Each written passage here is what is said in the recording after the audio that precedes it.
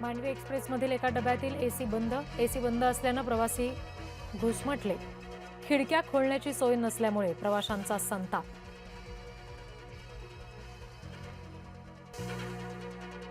पहिल्या रांगेत बसण्यावरून भाजपच्या 2 नेत्यांमध्ये नाराजी नाट्य.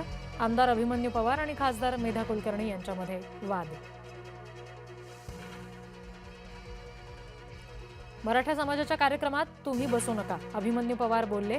शासकीय कार्यक्रमात जातीचा संबंध आला कुठून, मेधा कुलकर्णी यांचा संतप्त सवाल.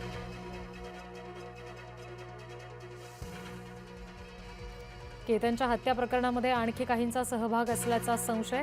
आरोपी चेतन हा सियाच्या भावाचा मित्र, केतनच्या वडिलांची माहिती.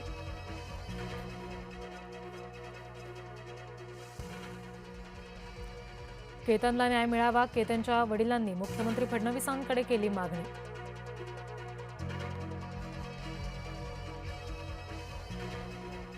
शिवसेनेनं दान केलेल्या 4 किलो चांदीच्या विटा गायब. अयोध्येतील राम मंदिर दान चोरी प्रकरणामध्ये राऊत संतापले.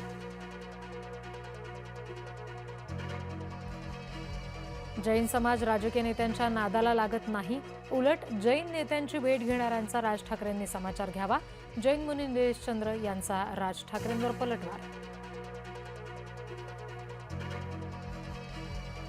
येत्या 2 ते 3 दिवसात केंद्रीय मंत्रिमंडळाच्या विस्ताराची शक्यता. श्रीकांत शिंदे यांना कॅबिनेट तर संजय जाधव यांना राज्यमंत्रीपदाची लॉटरी लागण्याची शक्यता.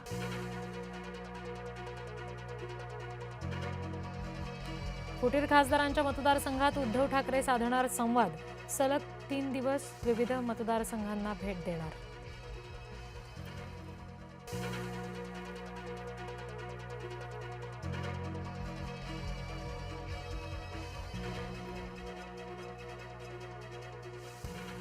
जैनांनी राजकीय पक्षांच्या नादी लागू नये. भेटीसाठी गेलेल्या जैनांना राज ठाकरेंचा दम.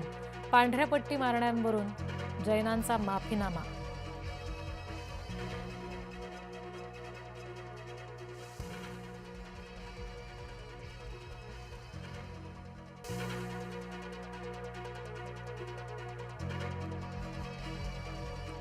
दिलगिरीनंतरही संजय दिना पाटील यांची मुजोरी. शिवीगाळसह धमकीचा खापर पत्रकारांवरच फोडलं.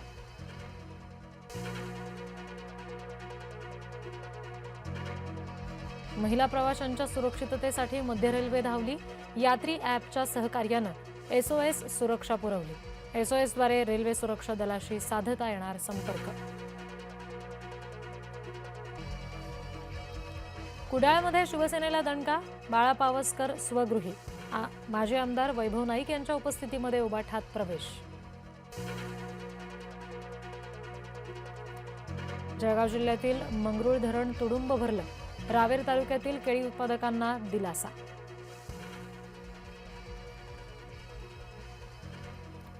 पाण्यात अडकलेल्यांना बसमधून बाहेर काढलं. जळगावमधील मुक्ताईनगरमधली घटना.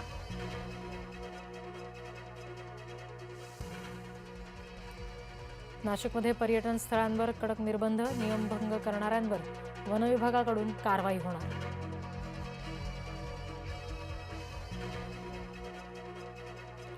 समलैंगिक डेटिंग ॲपच्या माध्यमातून तरुणाचं अपहरण करून लुटमार करणाऱ्या टोळीचा पर्दाफाश. नागपूरमधील मानकापूर परिसरातली घटना.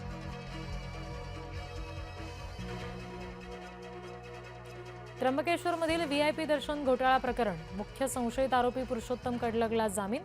याआधी जिल्हा आणि सत्र न्यायालयानं जामीन अर्ज फेटाळला होता.